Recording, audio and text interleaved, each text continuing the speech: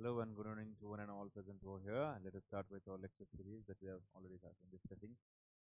Good evening to all.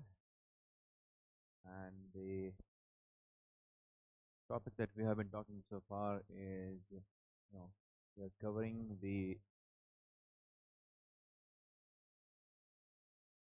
history of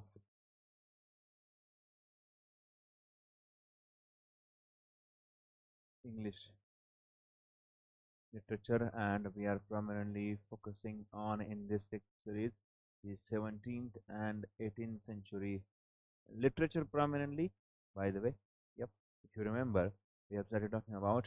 Prior to that, in yesterday's lecture, we give a brief account to what is neoclassical period, the prominent figures that have covered so far in neoclassical period. Now, the phase that remains the phase of transition is the age of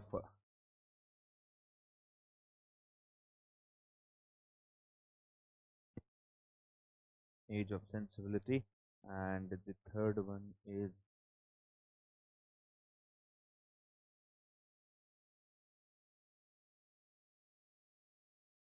romantic period people, right?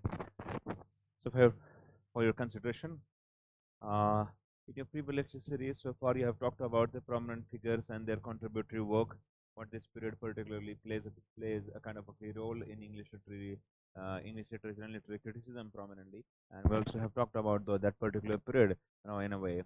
Now, moving ahead, we also have talked about again another important factor, that how neoclassicism has shaped the thought process, the ideas, and framing of literature. What were the themes, what were the key factors, what were the concepts that got evolved in neoclassical period, who were the prominent figures who have ruled the literature and the literary text in this particular period, the criticism that got developed so far, and so many things we have discussed so far in neoclassical period. Now, when we shift, the excessive in yesterday's lecture series, we have started discussing about this very interesting factor, that is age of sensibility, wherein we have talked about, we have started talking about which remains, as the gap between the neoclassical period and romantic period. When the neoclassical period ends and it is preparing, it is on the threshold. The romantic period is on the threshold immediately after a neoclassical period. The gap of around 60 to 70 years, and where the literature has changed into different sense. Exactly, the sense and sensibility of literature has completely got changed, and its impact could be noticed into the literature that got produced to prominent figures. Exactly. So they are from neoclassical period also, and there are some from romantic period also, and simultaneously they play a kind of a key role. So in yesterday's lecture series, we have tried to understand what is mean by age of sensibility, how this age of sensibility plays a kind of a key role in shaping, various literary figures. uh, what is literally, we try to understand the meaning of sensibility, what is mean by sensibility very particularly. We also have tried to find out what does exactly mean when we say that it is age of sensibility. We also have tried to find out the prominent figures that have got, their work greatly expanded in this period, various ideas conceived, exactly notions, you know and definitely, we also have seen what were the political and social incidents and circumstances that have directly or indirectly made an impact on the formulation of various literary text ideas, and exactly the thought process that would be continued from neoclassical period and inherited from neoclassical period and would be passed on further to the romantic period. So we have tried to find out a brief account of that. So we got into an introduction with this age of sensibility. Exactly, we also have been through various critical comments from big critics who also have made their, comments on the period and the significance of this period, particularly the age of sensibility, taking into consideration its significance. Right now, again, as I said yesterday or before commencing with any lecture, I tell you that it is much more important to have in-depth knowledge of that very particular period, because when we say that we are preparing for the NET and SET examination, it is much more of importance to have a knowledge of those very periods in a such a way that where we are able to find out its actual excursion, and in a way it is going to be helpful to us, right? So it is much more of importance to have a knowledge of those certain things and their sensibility in a way, because when we try to prepare for those exams, definitely, yes, let us talk about this very important element for a few minutes, and then shift with our discussion on age of sensibility and its overall impact and how it got expanded in English literary in English literature, how it impacted or in the contemporary period. Prior to that, we were talking about net set examination and subformation. Now, when we prepare our content according to the net and examination, we know already we are much more aware about the changing pattern of questions exactly. So the questions are getting changed in every exam, and exactly the pattern of asking the question is not fixed, but where while studying literary criticism and theories, we also have come across this very impactful factor that when we go to solve the question answers, we find that the answers of those questions are some or the other way are intellect. And my thorough knowledge of that very particular period, of that very particular classical thought process or that literary topic allows me to come across with maximum possibility of getting the answers correct, right? Now, when we are on the when we are on the verge of getting the answers in a maximum way correct, we are in a way such a way we have to be prepared in a such a way where we are going to get through all the text, all the various possibilities that are there existing, right? So we are going to test all sort of things. So in a way also when it comes to, so we have to follow a very particular format for this, right? So when we study a very particular period, let's say we are talking about age of sensibility now. So when we are preparing for age of sensibility, it is much more important to have a look what shaped the age of sensibility, what political, social, and cultural or economical happenings were there that have made an impact on shaping of this age of sensibility. What emerged, what provoked the emergence of the thought of sensibility exactly.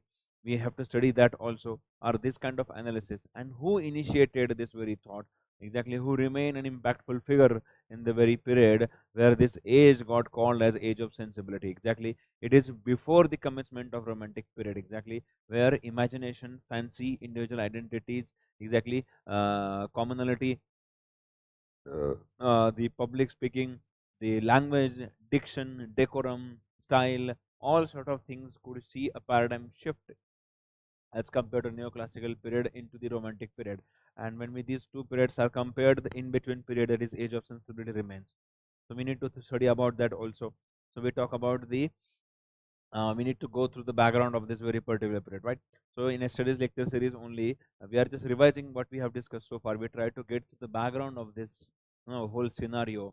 Exactly, we talked about French Revolution, we talked about Industrial Revolution, we talked about American War of Independence, and how those certain things, in a way, have got in, have got their influential factor. Have they have been impactful on the societies and also in the neighboring countries in Europe, very particularly, right?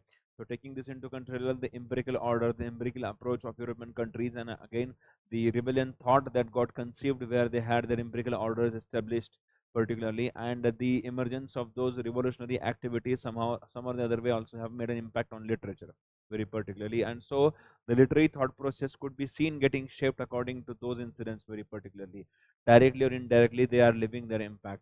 And so we also have tried to find out how these concepts in or the other way have made an impact on those certain factors, right? So it is much more important to have a look at those factors also, because we may have a questions based on them, and in another way we are yet to discuss that. So what the it was demand of the time, it was demand of the society, that the time that was there, it required this kind of understanding where literature should remain a voice for certain happenings in the society. Definitely it has been playing the role of putting forth the voice of the society since ages particularly. But in these recent times where industrial revolution, cities getting crowded, comfort exactly. So when we try to understand how this period has got got greater amount of enhances, the increased amount of readers particularly, the developed test of reading, and the lot of comfort in a way which ruled,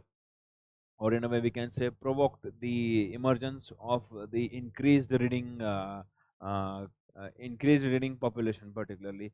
So many periodicals, magazines, and novels got greatly famous exactly. The test got enhanced, the test got set, and definitely when the reading test got set, definitely literary criticism that existed in the very period also had its impact on formulation or the acceptance of various forms and their updation in the very period, that is an age of sensibility. So emotions, sentiments, sympathy, exactly, association, emotional association.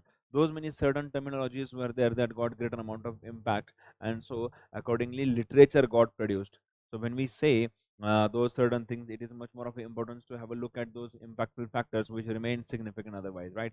So it is much more importance to have a look at those very interesting factors that have shaped the age of sensibility. Exactly, many critics, when it comes to define, what is age of sensibility, what is the role of age of sensibility, this age of sensibility remains, it is says that where literature has taken a breath, exactly, it has paused, the period has paused, taken a breath, and has now leaped into has taken a leap when it moves from neoclassical period to the romantic period, this shift. And the in between period, the age of sensibility, remains a bridging gap between neoclassical ideas and the romantic period, right? So we have tried to find out various figures, various prominent figures like Jonathan, we have got Oliver Goldsmith with us, then we have got Dr. Samuel Johnson is there, then we have got William Collins is there, exactly, Thomas Jameson is there, James Thompson we have got with us. So many figures are there who have played a key role in the very particular period, and sorry, and in a way it has played a kind of a key role in case of understanding the various terminologies. They themselves have emerged various things. So let's go and try to check. Let's go and have a look at those very concepts and terminologies that have got greatly emerged in the very particular period.